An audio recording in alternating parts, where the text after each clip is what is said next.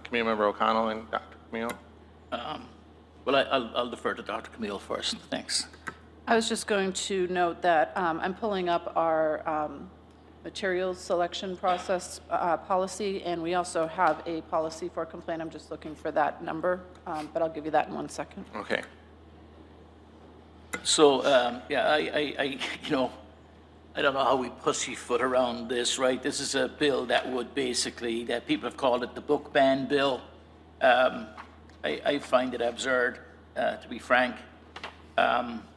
I don't get I worry about people whose predilection is with certain things. When I wonder about the people who wrote this whole document, and most of us have lives where we get on with our daily chores and trying to live reasonable lives of, in a reasonable way. And there are those amongst us who are deeply, deeply concerned with matters of it seems like a sexual nature when you read this, because they're not concerned about lots of other things that might be harmful to students, it seems to me.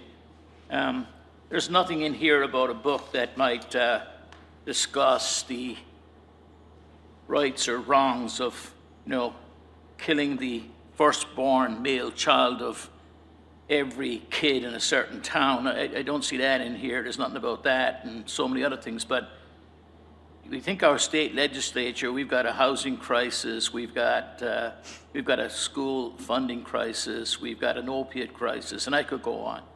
And we have people putting before our governor a bill that talks about the meaning of nudity and what it is, and when a nipple is appropriately covered and not. It doesn't say, but I presume they're only concerned with female nipples.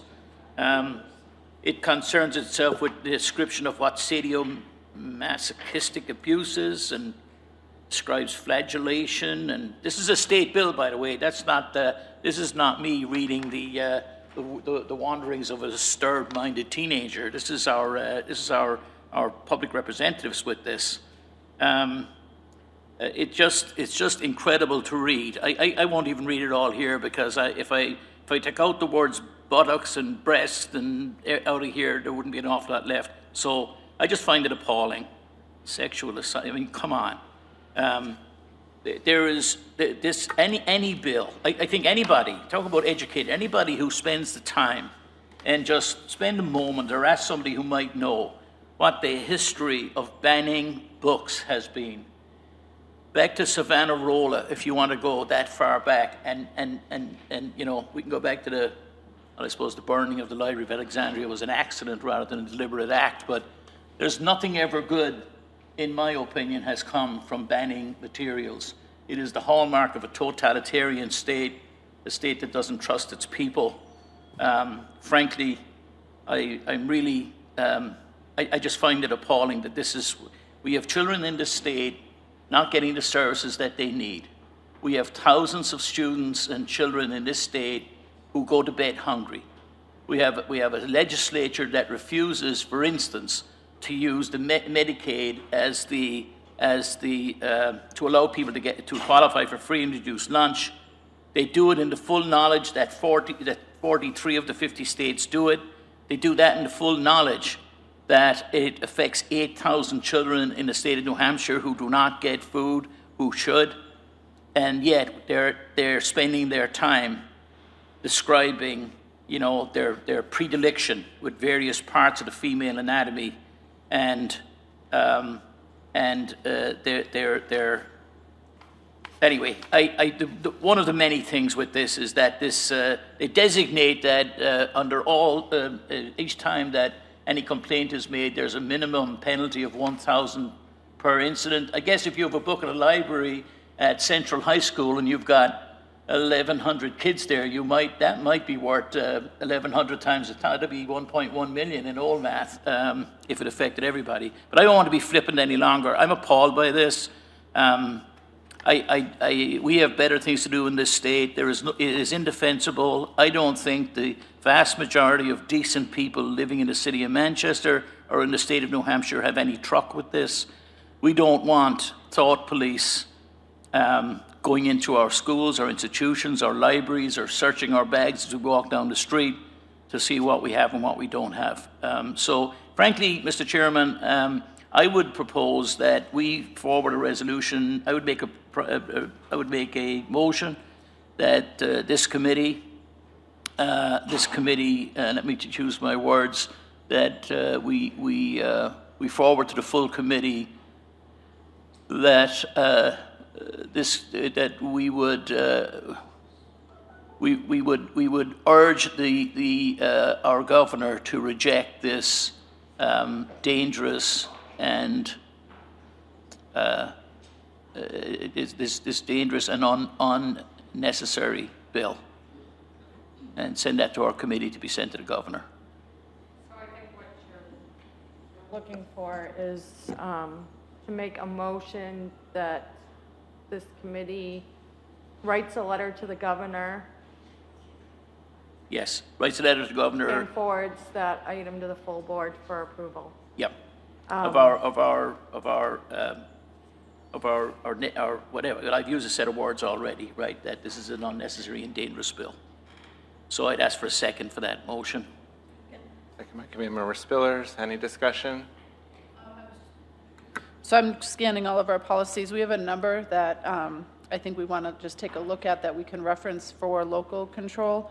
I think we'd want to look at 104.1, curriculum management, 105, curriculum adoption, 118, instructional materials, and 145, exception to use of specific curriculum materials. I'm still looking for one last one, and I'll get that one to you as soon as I find it. But could you multitask for a minute, if you wouldn't mind, and just repeat those, Yeah. Dr. Camille? 104.1, curriculum management, 105, curriculum adoption, 118, instructional materials, 145, exception to use of specific curriculum material. There's Thank one you. more I'm trying to find. Okay. Yeah, it looks like we would have to have a policy in place where a parent would make a complaint to a principal at a school, and the principal would have to reply. And then there could be an appeal. Yeah. Okay, we'll look at those policies. Thank you. Could I just add one thing?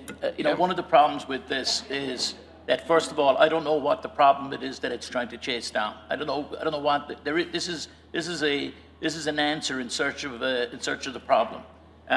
But one of the things is that we're now in the ridiculous circumstance that a principal, besides trying to look after the education, welfare, and the safety of students all day, is going to have to spend time in reading to interpret what is uncomfortable for some or dangerous, or what is okay and what is not. And those are moral judgments, perhaps. I don't want. People are perfectly free to ensure to control what their own child might or might not have access to.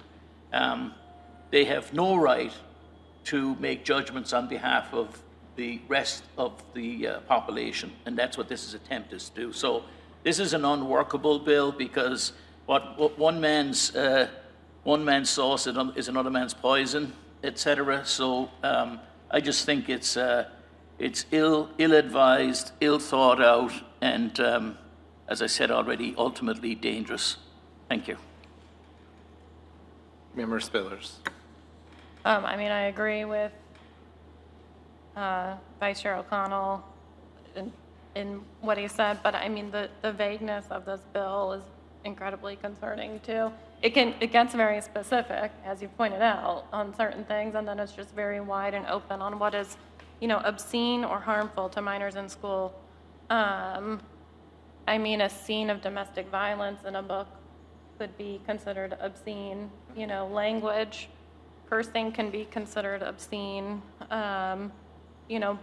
Books that discuss the civil rights movement and the harm that came to those protesters, that could be seen as obscene. There's so many outs here for people to just make a complaint about anything. I think if it goes forward, it will be important for us to maybe as a district consider our own definitions or something, just to kind of protect ourselves from that vagueness, if that kind of makes sense. Because I can think of half a dozen books and classic literature that would have these sorts of scenes, you know, All Quiet on the Western Front.